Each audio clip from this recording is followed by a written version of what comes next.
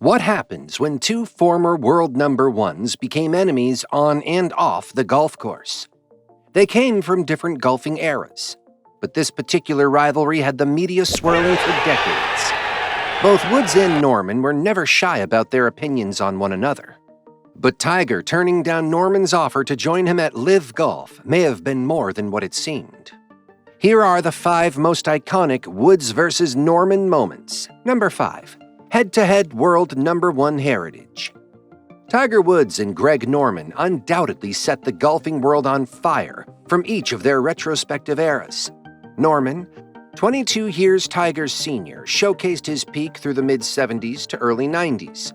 Tiger, on the other hand, rose to fame throughout Norman's twilight years, but undoubtedly created the new benchmark for the next generation. While these two had overlapping careers, us golf fans still had some great battles to witness, both on and off the golf course. Norman and Woods both had that included 102 PGA Tour victories and 17 majors titles. One of the key metrics that made them similar was being crowned golf's world number 1. Norman having that feat for a total of 331 weeks in the 80s and 90s, while Tiger nearly had all of Norman's triumph consecutively. Woods had the crown for a total of 683 weeks in his career, but held that accolade from 2005 to 2010 simultaneously. Wow. It was clear to see, however, that when it came to major championships, Woods was the clear victor, not only in the quantity of wins, but in the manner he intimidated the field. Norman in the infamous 96 Masters collapse, leading the field by 6 strokes on the final day, closing out with a round of 78. Number 4. Skins Game 2001. Norman's first victory over Tiger. What is the game Skins? Skins being a game where each player must win the hole outright to claim the monetary value of the skin.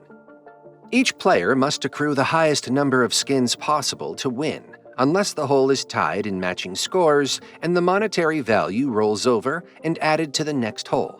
The player with the most amount of skins of high value wins the game and the money pot. The 2001 Skins game played host to 4 of the most informed players in 2001. Tiger Woods, Greg Norman, Jesper Parnevik, and Colin Montgomerie set out to beat each other in a fiercely competitive 18-hole shootout.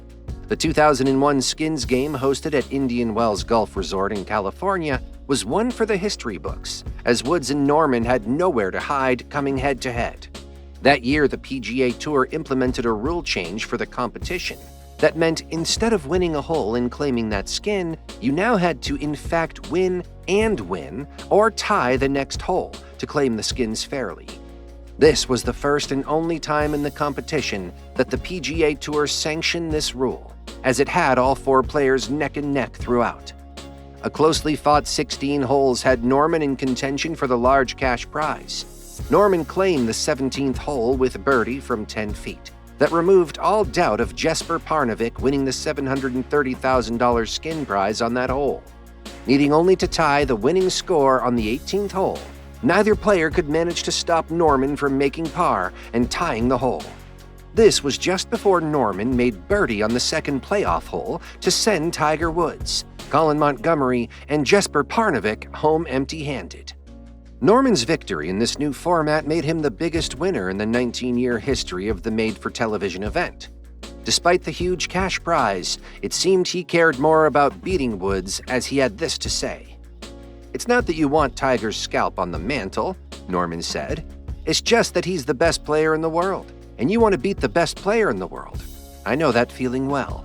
Any win is a great win, whether it's a skins game or a regular tournament." Number 3. Greg Norman's public scrutiny and handwritten letter to Tiger. After Norman's widespread public scrutiny on Woods after the 2009 scandal, it was evident that neither player liked each other.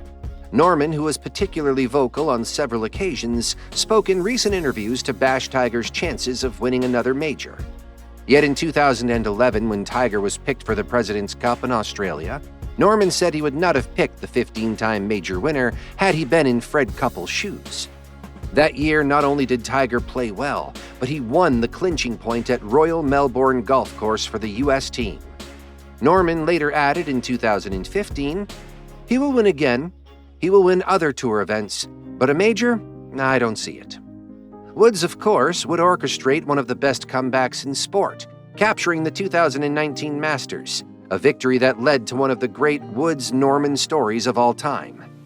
In an interview with Men's Health in 2019, Norman told a story of how he had handwritten Woods a congratulatory letter following Woods' landmark win at Augusta National, and then delivered it to Woods' home in Jupiter, Florida himself.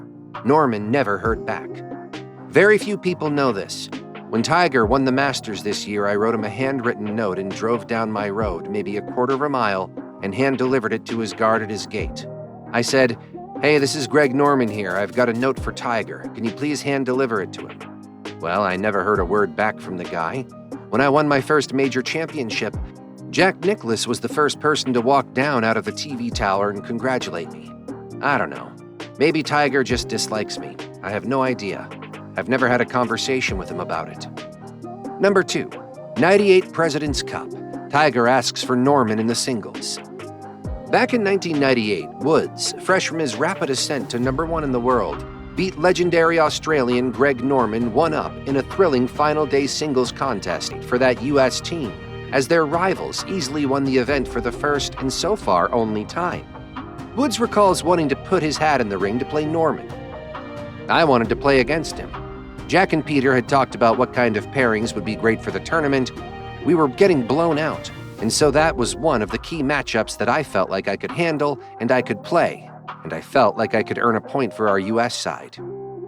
Despite the loss for Norman on the final day, he ended the tournament with joy, stating, "We came in here as underdogs, but we believed in ourselves and played with heart. Winning against the United States does make a difference." Number 1, LIV Golf Feud. Greg Norman's feud with Tiger Woods isn't going away anytime soon. The Australian legend and LIV Golf CEO didn't miss an opportunity to take a swipe at the 15-time major winner in the latest escalation of tension between the breakaway golf tour and the PGA. Responding to comments from Woods in November in which he said the only way for peace between sides was for Norman to resign, the Shark accused the 47-year-old of being a mouthpiece for the PGA. Yikes. Woods doesn't know the facts, because, obviously, I'm still here, Norman said on Fox News Channel's One Nation with Brian Kilmeade. Just making those comments, I think, is an indication that he might be a bit of a mouthpiece for the PGA Tour to try and do to get us to create or get turmoil created internally within LIV. But it's not happening. We are fully entrenched. We know where we're going. We know what we're doing. This golf rivalry could be concluded by saying that it had just about as much fireworks on the golf course as it did off it. Norman being very outspoken on his opinions on Tiger certainly added fuel to the fire. Both of these players writing their own legacies in the sport is an understatement, but I don't think either will suddenly offer their arm out to become friends anytime soon. One final question. Do you believe Norman should have been so critical of Woods? For more golf content, tune into our next video on Golf TV, where we showcase one of Tiger's rivals that he actually likes, young versus old. Here are the 5 most iconic Woods versus McIlroy moments. Till next time.